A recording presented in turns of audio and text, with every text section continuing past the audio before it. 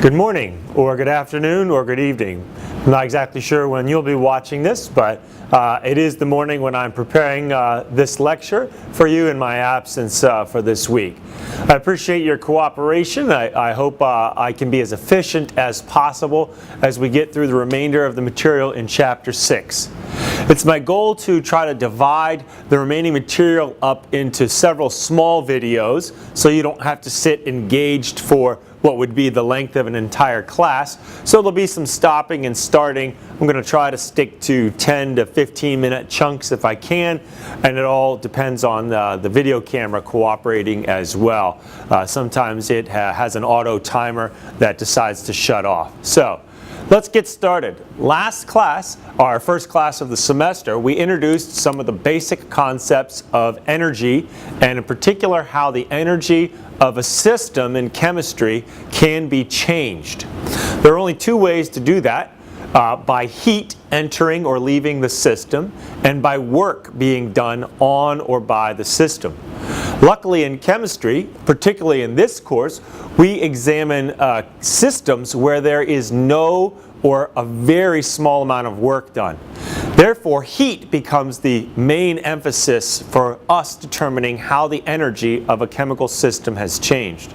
So we laid that foundation last class, and we looked at the two formulas that allow us to calculate heat.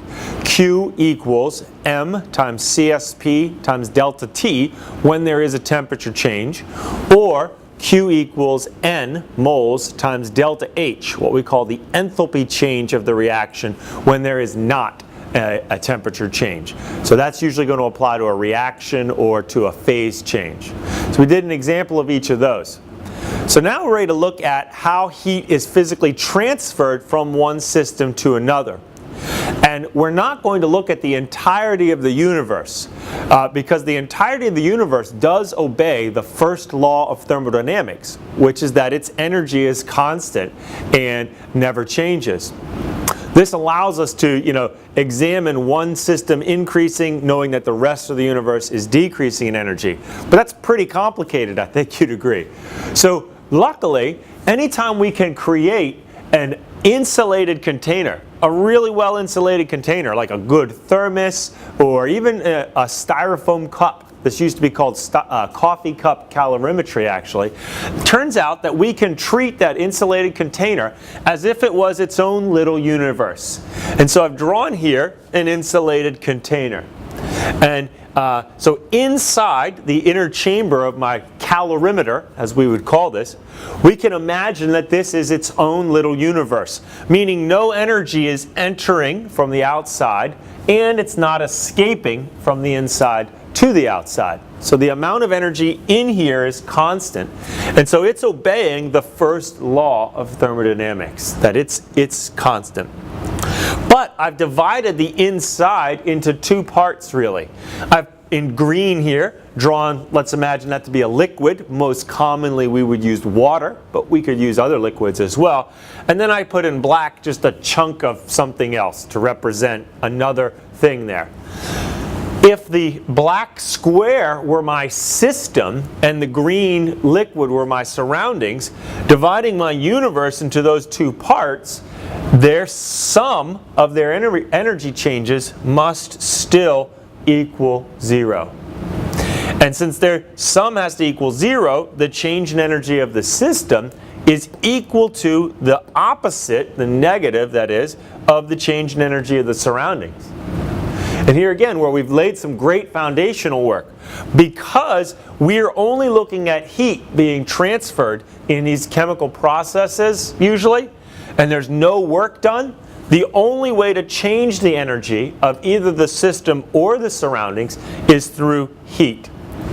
Thus, the change in heat of the system is equal to the change in heat with the negative sign of the surroundings. They're equal but opposite to one another.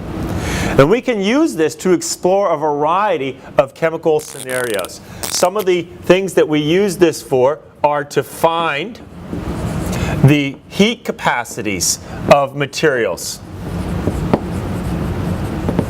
If we have an unknown material, we can heat it up put it into a known amount of water, and we can examine the heat transfer to identify the known material.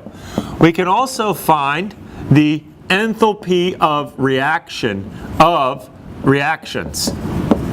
And this latter principle is what we'll be doing in lab in your first experiment of lab this week. So I'm going to give you an example of each of these two. They're the most common types of problems that we solve using a standard calorimeter. Okay? So let's look at the CSP case first.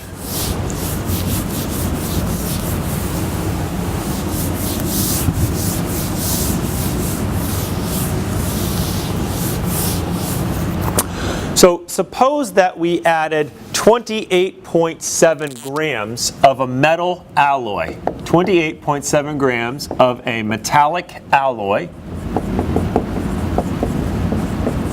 and they are heated to 51.6 degrees Celsius and then placed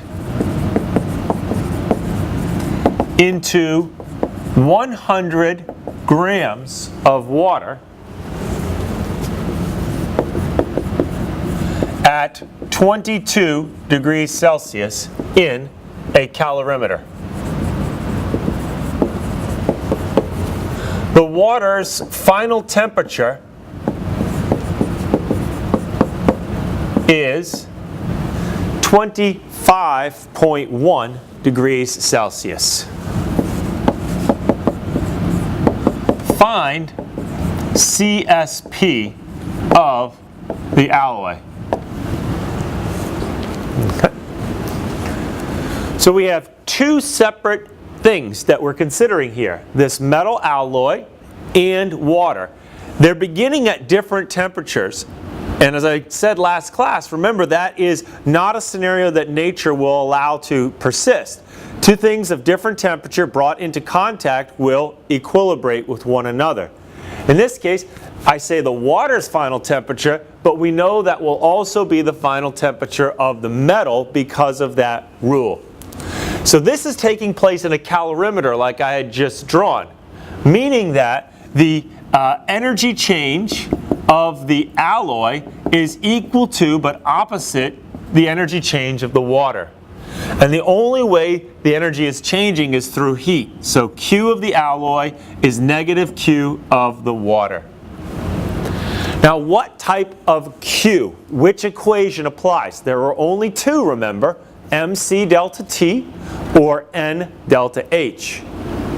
In this case, both things are undergoing temperature changes. So each side of the equation has its own respective M CSP delta T. For the alloy, I put A's as the subscripts here. And then for the water, negative mass of water, heat capacity of water times the change in temperature of the water. At this point, we've introduced the variable that we're interested in solving for, the CSP of the alloy. It's an unknown value, but symbolically we have it in our equation, so we know at least we're ready to solve for it. You could substitute numbers at this point, or you could solve symbolically. I'll go ahead and do that. So the heat capacity of the alloy is going to equal negative mass of water times heat capacity of water times the change in temperature of the water divided by the mass of the alloy and the change in temperature of the alloy. So if we substitute, we have negative 100 grams of water. The heat capacity of water, it's a constant. We used it last class. We could look it up again. 4.184 joules per gram degree Celsius.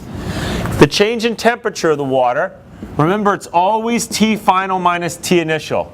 So 25.1 is the final temperature of water, minus 22.0 was the initial temperature. In our denominator, we used 28.7 grams of alloy, and its final temperature is that shared 25.1. Both systems came to the same temperature, minus its higher initial temperature, 51.6. That's going to give us a negative value. But conveniently, that's going to cancel with the negative sign that we had from our first law of thermodynamics. So when this is all said and done and we crank out these calculations, we come up with 1.71, and the units would be the joules per gram degree Celsius. Then we could reference this against a table of known heat capacities, or if this was a brand new material, we would have identified what its heat capacity is. All right? There's a variety of ways this very similar setup could be used. As I said, this is one of the most common ones. A little more algebraically challenging problem would have been to have an unknown temperature. If we had a known heat capacity, we could have found an unknown temperature in there. All right? So I'm going to pause this and get set up for our next example where we look at finding the enthalpy change of a reaction.